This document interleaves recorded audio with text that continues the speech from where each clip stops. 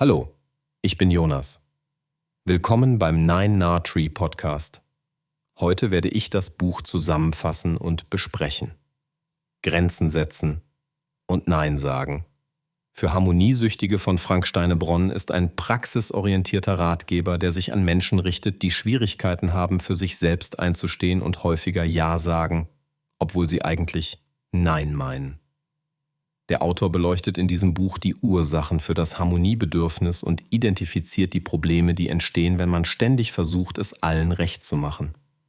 Steinebronn legt dabei besonderen Wert auf die emotionalen und psychologischen Hintergründe von Harmoniesucht und zeigt, wie dieses Verhalten oft zu Überlastung, Frustration und dem Verlust der eigenen Identität führen kann. Das Buch bietet eine gelungene Mischung aus fundiertem Fachwissen, praktischen Übungen und hilfreichen Reflexionsfragen, um Schritt für Schritt alte Verhaltensmuster zu erkennen und zu durchbrechen. Leserinnen und Leser lernen, warum es so wichtig ist, eigene Grenzen zu setzen, Verantwortung für das eigene Wohlergehen zu übernehmen und ohne Schuldgefühle Nein zu sagen. Durch konkrete Tipps und zahlreiche Beispiele aus dem Alltag befähigt das Buch dazu, neue kommunikative und mentale Strategien zu entwickeln und so mehr Selbstbestimmung und Lebensfreude zu gewinnen. Ich werde Ihnen die wichtigsten Erkenntnisse aus diesem Buch mitteilen. Erstens. Die Wurzeln der Harmoniesucht verstehen. Ein zentrales Thema des Buches ist die Analyse der Ursachen für übermäßiges Harmoniestreben.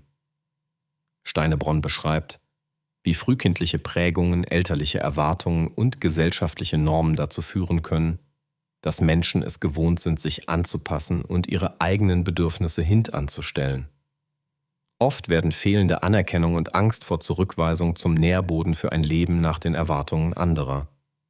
Der Autor ermutigt die Leser, ehrlich ihre eigene Geschichte zu reflektieren, Glaubenssätze zu hinterfragen und die Ursprünge ihrer Harmoniesucht aufzudecken.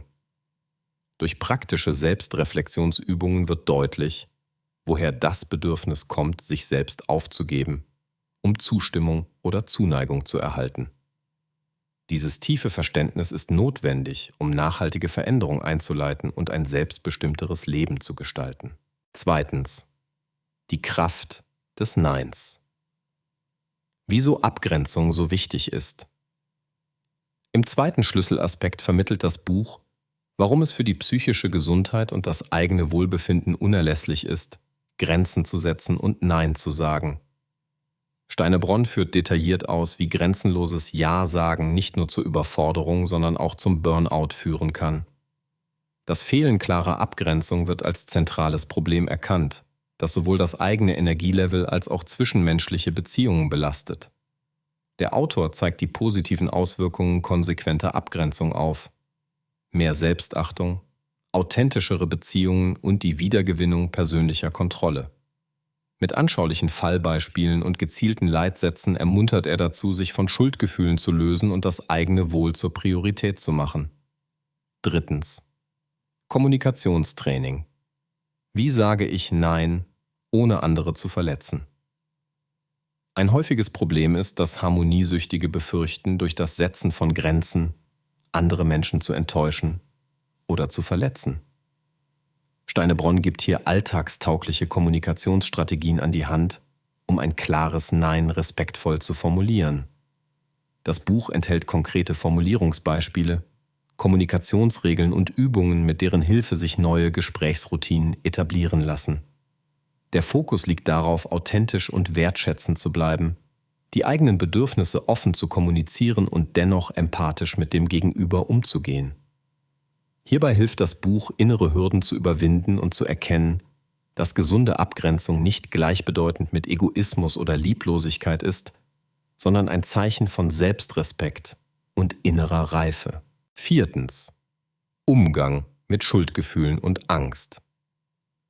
Ein zentrales Hindernis beim Grenzensetzen sind Schuldgefühle und die Angst vor Ablehnung. Steinebronn widmet diesem Thema ein eigenes Kapitel und bietet gezielte Übungen, mit denen die Leser lernen, Schuldgefühle kritisch zu hinterfragen und aufzulösen. Er erklärt aus psychologischer Sicht, warum das schlechte Gewissen oft ein Reflex aus Kindheit und Erziehung ist und wie man sich schrittweise davon befreien kann.